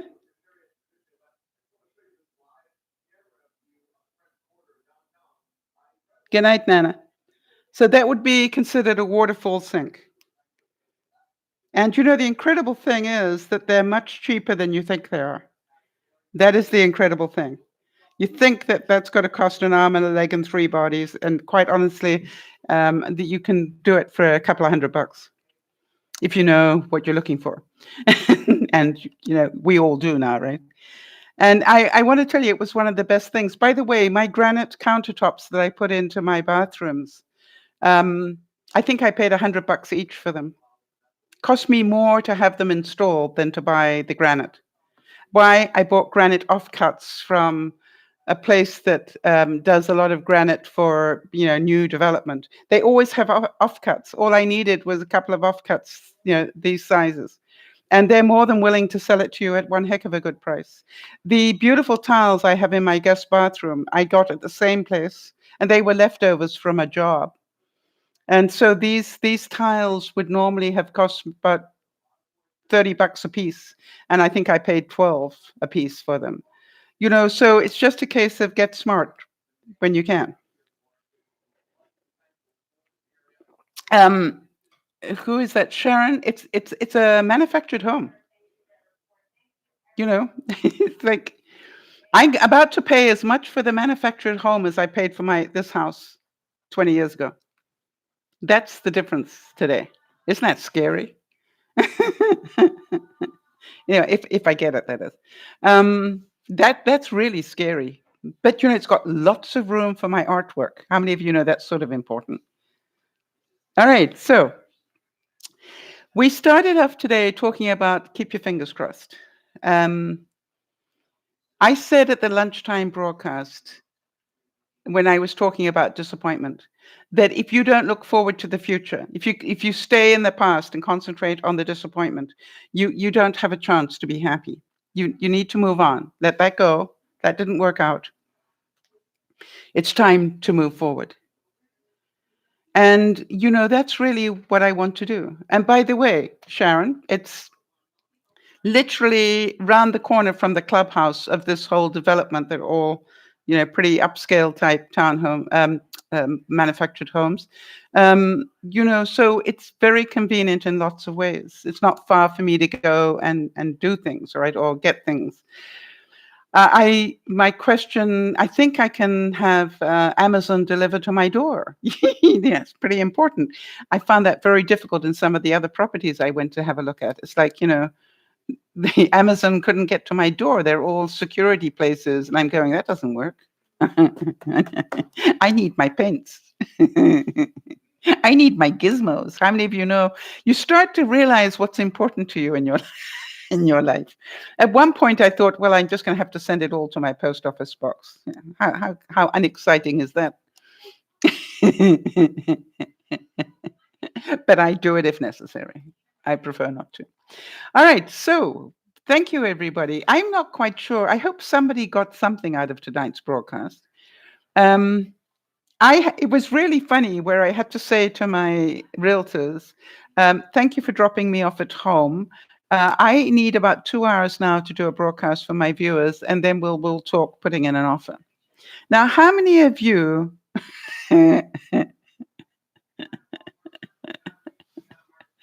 How many of you would have just canceled the broadcast?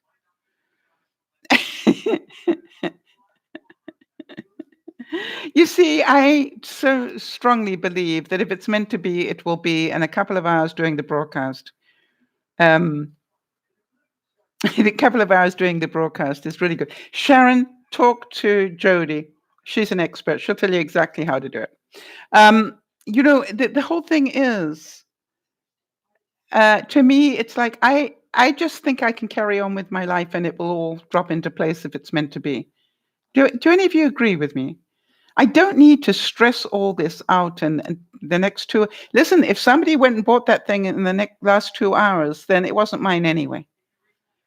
I just don't want to get that hassled about stuff. It's very pretty. And I would love to be in there. But if I can't.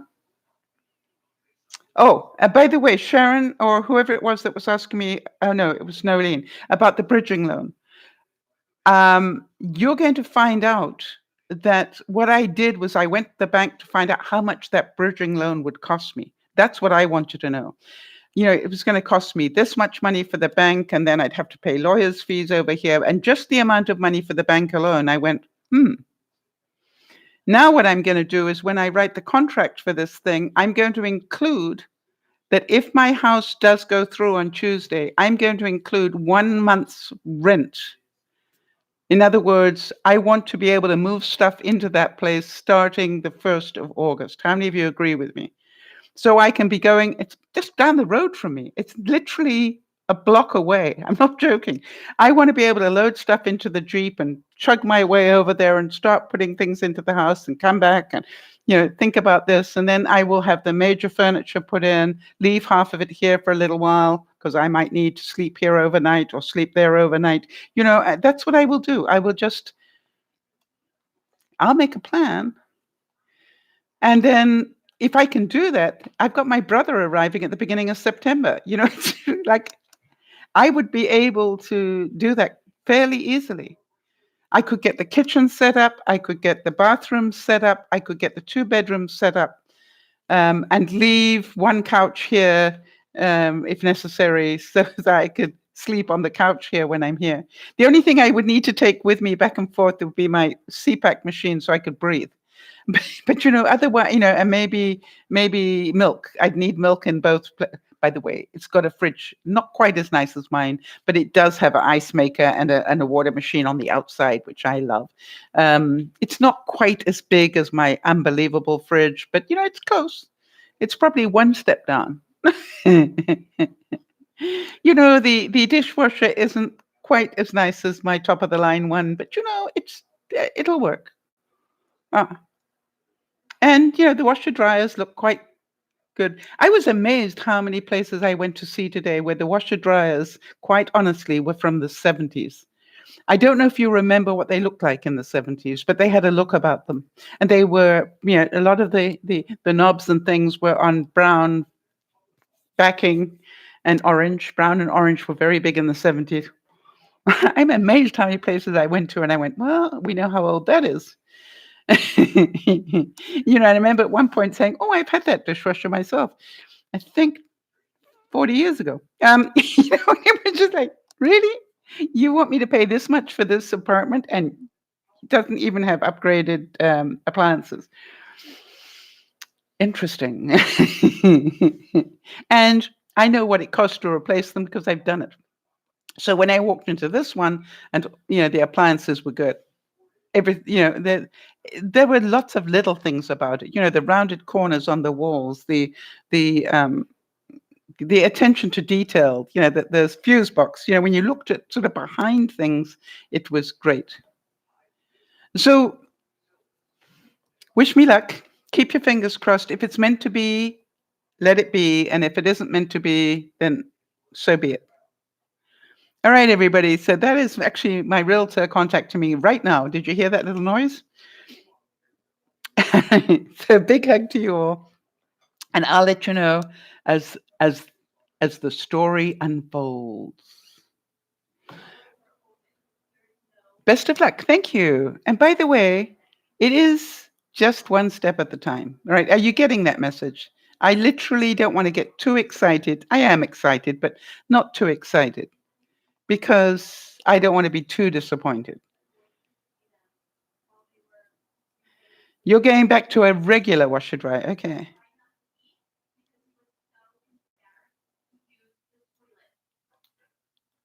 It doesn't matter, Isabel. When you click, it doesn't matter. It's the fact that you start there, then you go anywhere you like within Amazon. It doesn't matter. All right. The main thing is you are now in that way. You've come in through that door. That's what they're looking for. What door did you come in? Does that make sense, Isabel? After you've gone in, just go anywhere you want to go. Don't worry about whether it's the fryer or whatever it is. Just thank you very much indeed. I appreciate that. All right, everybody. So have a wonderful evening. Really great to see somebody new. Come back and visit us again, please. And also, Nyasha, keep up the great work. We're so happy that you're doing the work that you are. Yeah. And then the next installment will be whenever. This is DearMamaSal saying thank you, everybody, and thanks for your support. This is DearMamaSal saying bye-bye for now.